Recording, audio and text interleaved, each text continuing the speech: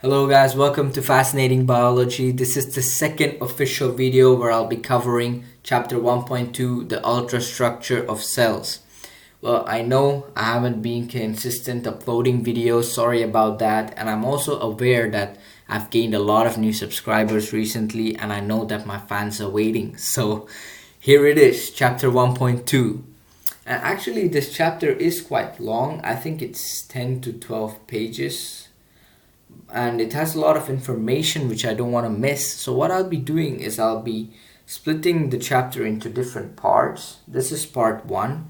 I don't know how many parts I'm going to make because I haven't filled them yet. Hopefully 2 or 3 parts.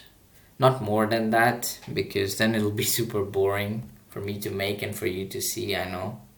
But yeah, let's get moving. Here it is. Sit back and enjoy. Cells are divided into 2 major groups, mainly because of their characteristics, or you could say their complexity. First one is a prokaryotic cell and second a eukaryotic cell. This is a prokaryotic cell and this is a eukaryotic cell. Prokaryotic cells, what will be discussed in this video. Okay, let me be honest, this Screencast-O-Matic, you see I'm using the free version of Screencast-O-Matic.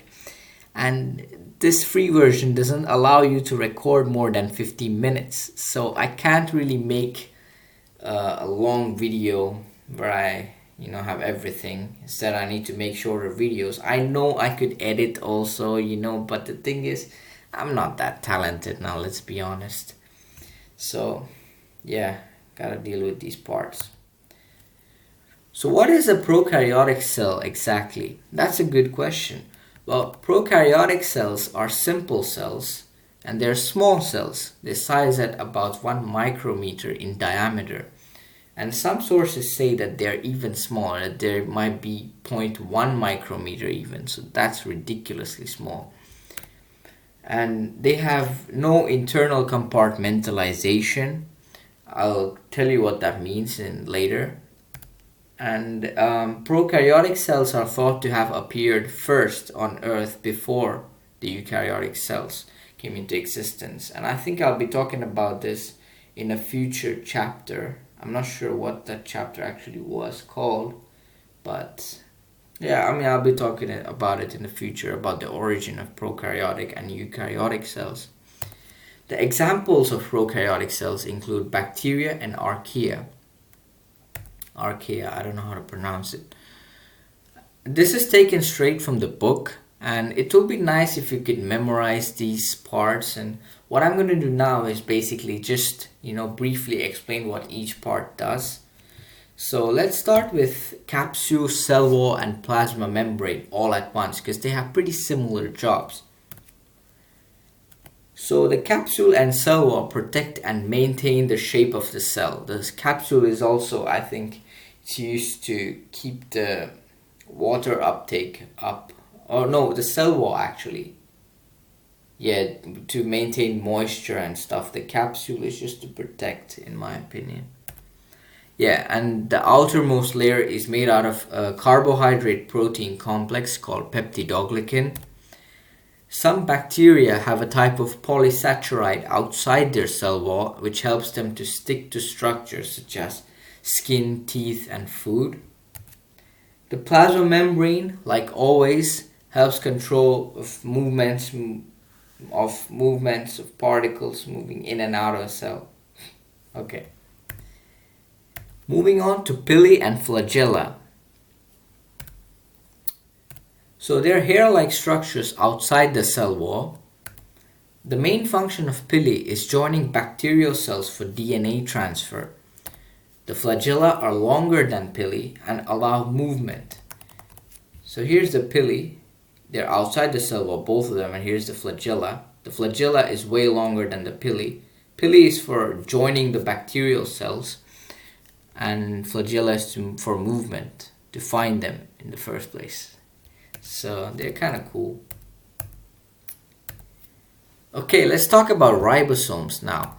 Ribosomes are sites of protein synthesis, and they are found in huge numbers in cells that need a lot of protein. 70S type of ribosomes are present in prokaryotic cell, I'll explain why and what that 70S actually means. And these ribosomes can be seen from an electron microscope. So if you have an electron microscope, which is really, really powerful and potentially dangerous, you could see these ribosomes on a prokaryotic cell. Well, this picture I think is from a eukaryotic cell, because I think these lines, as you can see, these are the endoplasmic reticulum, the ER rough because of the presence of ribosomes here. But in a prokaryotic cell, I think there is no, I mean, you won't be able to see these lines obviously, but you will be able to see these dots. So these back dots are actually ribosomes, and they're in huge numbers in cells that need a lot of protein. Makes sense. Let's move on now to what that S actually meant. Well, the S stands for Svedberg's unit. And like I mentioned before, prokaryotic cells are made up of 70 S ribosomes, whereas eukaryotic cells are made up of 80 S. Well, what this S actually means and this unit is actually a measure of how quickly particles can sediment in a centrifuge. And it is actually, I think it's intended to be a unit for time, but it can also be used as a unit for mass or for size, because this is where it becomes more interesting. You see, the heavier the object or the bigger the particle is, the more time it will take to sediment in a centrifuge. So we could say that larger particles have a larger S value, although S is for time. And from that, we can deduce that eukaryotic cells having the 80S ribosomes and prokaryotic having the 70S means that eukaryotic cells' ribosomes are larger or heavier than the prokaryotic cells' ribosomes. And there's an also important concept you gotta note, that ribosomes are made up of subunits. So for example here, there are two subunits called 30S and 50S, and when they combine, they make 70S ribosomes. Well, you might ask, why 70S? Why not 80S? Because 50 and 30. Well, that's because when they bind, you see, they overlap each other. And that overlap is 70S. And you don't count that. You just count the 50 and the 20. Or, yeah, something like that. So that's the overlap. 10S. And whereas here in eukaryotic cells, it's even more. It's 60 and 40. And when they bind together, 20S is lost. That's why you get 80S. Well, okay, this wasn't that important, but just so you know, I mean, the Svedberg's unit, I think that's quite fascinating. That's quite interesting. It's quite smart, to come up with that idea. And I think it's, instead of just memorizing, if you know these things, it becomes more interesting, and at the same time, it helps you remember because you know the fundamentals, Okay, moving on. Let's move on to the nucleoid of DNA. Well, the nucleoid region contains a long continuous circular thread of DNA, which is free floating in the cytoplasm. So this is the cytoplasm. Wait, where is my mouse? Okay, here. So here's the cytoplasm. And the nucleoid of DNA is just free floating here. The liquid, if you consider, everything here is a cytoplasm, but the liquid, cytosol. So it's actually swimming in the cytosol. It's chilling. Yeah. Okay. And it's referred to as bacterial chromosome, or you can also call it a bacterial DNA. And these bacterial DNA is also present in plasmids. So plasmids are over here. And they are not, okay, in this picture, they seem to be connected, but they're actually not connected, okay? They have nothing to do with each other. They're not connected, they're not joined. Yeah, plasmids are not connected to the chromosomes. They're referred to as plasmid DNA because they're plasmids, makes sense. And it is not required by a cell in normal conditions, but it always helps the cell adapt to unusual circumstances, or when, the bacterial DNA has some problems, or it's too fragile to do something, then the plasmid DNA sort of helps in. Yeah. Well, this is a picture from an electron microscope of a prokaryotic cell this time. We could see that the black dots are actually ribosomes, like I mentioned before. Nucleoid containing naked DNA, long circular thread of DNA. It's not actually circular here, but you get the idea. And here is the cell wall, and then the plasma membrane inside.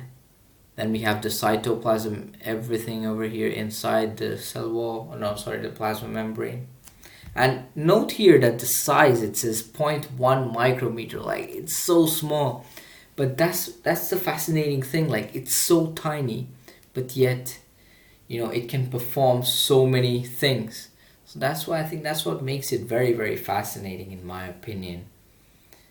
And it's to be able to study that is actually really, really interesting. Binary fission. Okay, I'm actually running out of time now. Okay, let's do this quickly. So division of prokaryotic cells is actually binary fission. To be honest, I don't know what is the difference between a normal cell division and prokaryotic cell division, because the process is actually quite same basically. I think you call it binary fission when it happens in prokaryotic cells. Just more things to remember, things make it more complicated. Well, what happens is DNA is copied into two daughter chromosomes. They get attached to different regions of the plasma membrane, usually opposite ends. The cell then divides into two genetically identical daughter cells. Simple. And I'll talk more about this in chapter 1.6, which is cell division. Well, fun fact, non-compartmentalization of prokaryotic cell, of the internal organelles, actually affects the cell's development and efficiency negatively. Why, you ask? Well, you see, there are in a prokaryotic cell or in any cell, there are millions of chemical reactions occurring. And the reason why prokaryotic cells are so simple and can be as complex as eukaryotic cells is because there's no compartmentalization, and the chemical reactions, the complex ones, aren't isolated from each other, and which may result in the efficiency because of possible interferences between those reactions. So that's why it's kind of hard for them to do the complex reactions and be complex in general. But they can, however, do the basics, which is always nice. Okay, time for a quiz now. Quick quiz. What is the outer layer of prokaryotic cells made up of? It's peptidoglycan. What is the main role of ribosomes? Protein synthesis. Which part of the prokaryotic cell is responsible for movement? Flagella. So, positive comment shout out. Well, this is not actually a comment shout out. This is more like just a positive shout out. And it goes to Unjun, my good friend. What he actually did is something that should deserve a lot of respect. I have a lot of respect for him after what he did now. You see, this thing is from his Instagram story. He put it subscribe to Fascinating Biology in his Instagram story. And this, I think he sent a screenshot from his Snapchat story. He, there also he has follow Fascinating Biology on YouTube and stuff like that. So he's a key player, in building up this channel. So thank you, Victor Lee. I didn't even tell him to do this. He just did it by himself. So he's a nice guy. He has a nice heart. And let me share a good memory. I remember we went to Klippan. We did some group works there, and he was best. He was so focused in the group works. He was straight into it, concentrating right from the beginning, leading everything. He was the leader of our group. Excellent in teamwork, this guy. And if you want to win a positive comment shout out, all you gotta do is leave a positive comment down below, so you might get picked. Well, that's it, guys. That's part 1 of chapter 1.2. So if you want to see more quality content, subscribe to Fascinating Biology. Hit the thumbs up if you liked it. Hit the dislike if you didn't like it, but let me know in the comment section so that I can improve the next time. Thank you guys for watching. See you next time. Good luck.